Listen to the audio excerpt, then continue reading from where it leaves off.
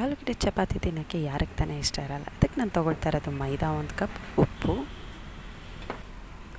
ಹಸಿಮೆಣ್ಸಿನ್ಕಾಯಿ, ಕೊತ್ತಂಬರಿ. ಆಮೇಲೆ ಆಲೂಗಡ್ಡೆನ ಚೆನ್ನಾಗಿ ತೊಳೆದು ತೊಗೊಂಡಿದ್ದೀನಿ. ಅದನ್ನು ನಾವು ಕ್ಲೀನಾಗಿ ಕಟ್ ಮಾಡಿ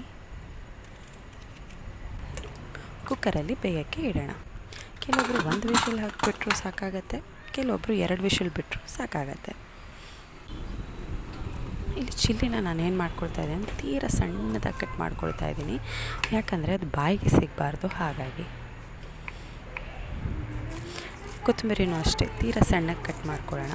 ಆವಾಗ ಈಸಿಯಾಗಿ ನಮಗೆ ಮಿಕ್ಸ್ ಮಾಡಿಕೊಂಡು ಕ್ಲೀನಾಗಿ ಲಟ್ಸೋಕ್ಕೆ ಈಸಿ ಆಗುತ್ತೆ.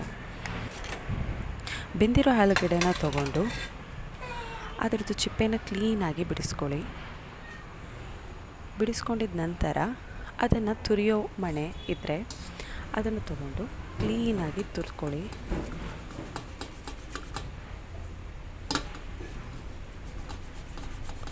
ಸೊ ಎಲ್ಲ ಆಲೂಗಡ್ಡೆನೂ ಹಿಂಗೆ ತುರ್ಕೋಬೇಕು. ಯಾಕೆ ಅಂದರೆ ಮಿಕ್ಸ್ ಮಾಡೋದಕ್ಕೆ ಈಸಿ ಆಗುತ್ತೆ. ನಾವೇನಾದರೂ ಕೈಯಲ್ಲಿ ಸ್ಮ್ಯಾಶ್ ಮಾಡೋಕ್ಕೆ ಹೋದ್ವಿ ಅಂದರೆ ನಮಗೆ ಕ್ಲೀನಾಗಿ ಈಸಿಯಾಗಿ ಮಿಕ್ಸ್ ಆಗಲ್ಲ. ಹಾಗಾಗಿ ತುರ್ಕೊಂಡಿದ್ದ ನಂತರ ಇದಕ್ಕೆ ನಾನು ಚಿಲ್ಲಿ, ಕೊತ್ತಂಬರಿ, ರುಚಿಗೆ ತಕ್ಕಷ್ಟು ಉಪ್ಪು ಆ್ಯಡ್ ಮಾಡಿಕೊಂಡು ಮೈದಾನ ಆ್ಯಡ್ ಮಾಡ್ಕೊಳ್ಳಿ. ನಂತರ ಅದನ್ನು ಚಪಾತಿ ಪದಕ್ಕೆ ಕ್ಲೀನಾಗಿ ಮಿಕ್ಸ್ ಮಾಡ್ಕೊಳ್ಳಿ. ಫಸ್ಟು ಆಲೂಗಡ್ಡೆಯಲ್ಲೇ ಮಿಕ್ಸ್ ಮಾಡ್ಕೊಳ್ಳಿ. ಆಮೇಲೆ ಇದು ಸಾಕಾಗಲಿಲ್ಲ ಅಂದರೆ ಚೂರು ನೀರನ್ನ ಆ್ಯಡ್ ಮಾಡಿಕೊಂಡು ಮಿಕ್ಸ್ ಮಾಡ್ಕೊಳ್ಳಿ.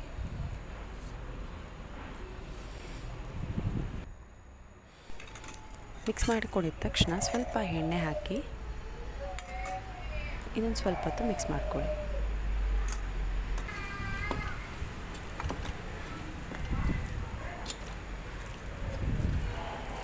ಅದು ಒಳ್ಳೆ ರೀತಿಯಲ್ಲಿ ಮಿಕ್ಸ್ ಆಗಿದ ತಕ್ಷಣ ತುಂಬ ಸಾಫ್ಟಾಗಿರುತ್ತೆ. ಇವಾಗ ಲಟ್ಸೋದಕ್ಕೆ ಎಲ್ಲ ರೆಡಿ ಮಾಡ್ಕೊಳ್ಳಿ. ನಾನು ಅದನ್ನು ಚಿಕ್ಕ ಉಂಡೆ ತೊಗೊಂಡು ಸ್ವಲ್ಪ ಮೈದಾ ಹಿಟ್ಟು ಅದರ ಮೇಲೆ ಹಾಕಿ ಕ್ಲೀನಾಗಿ ಲಟ್ಟಿಸ್ಕೊಳ್ತೀನಿ. ಆ್ಯಕ್ಚುಲಿ ಈಸಿಯಾಗಿ ಲಟ್ಟಣಿಗೆ ಆಗುತ್ತೆ, ಎಲ್ಲೂ ಕಟ್ಟಾಗಲ್ಲ, ಏನೂ ಆಗಲ್ಲ, ಕ್ಲೀನಾಗಿ ಆಗುತ್ತೆ. ಅದನ್ನು ಬಿಸಿಯಾಗಿರೋಂಥ ತವಾ ಮೇಲೆ ಹಾಕಿ ಚೆನ್ನಾಗಿ 2 ಕಡೆನೂ ಅದನ್ನು ಎಣ್ಣೆ ಹಾಕಿ ಫ್ರೈ ಮಾಡಿ.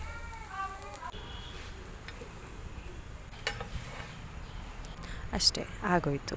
ಇದು ನೋಡಿ ಎಷ್ಟು ಸಾಫ್ಟಾಗಿ ಬಂದಿದೆ ಅಂದರೆ ನೀವು ಅದನ್ನು ಕೈಯಲ್ಲಿ ಇಟ್ಕೊಂಡು ಪ್ರೆಸ್ ಮಾಡಿ ನೋಡಿದ್ರೆ ಅದು ತುಂಬಾ ಸಾಫ್ಟಾಗಿರುತ್ತೆ. ನೀವು ಇದನ್ನು ಚಟ್ನಿ ಜೊತೆಗೆ, ಮನೇಲಿ ಮಾಡಿರೋಂಥ ಸಾರು ಯಾವುದೇ ಆಗಿರಲಿ ಅದ್ರ ಜೊತೆಗೆ ಇಟ್ಕೊಂಡು ತಿನ್ನೋದಕ್ಕೆ ತುಂಬ ಚೆನ್ನಾಗಿರುತ್ತೆ. ಇಲ್ಲ ನಾವು ಬೇಡ ಅಂದ್ರೂ ಹಾಗೆ ತಿಂದ್ರೂ ಚೆನ್ನಾಗಿರುತ್ತೆ. Thank you.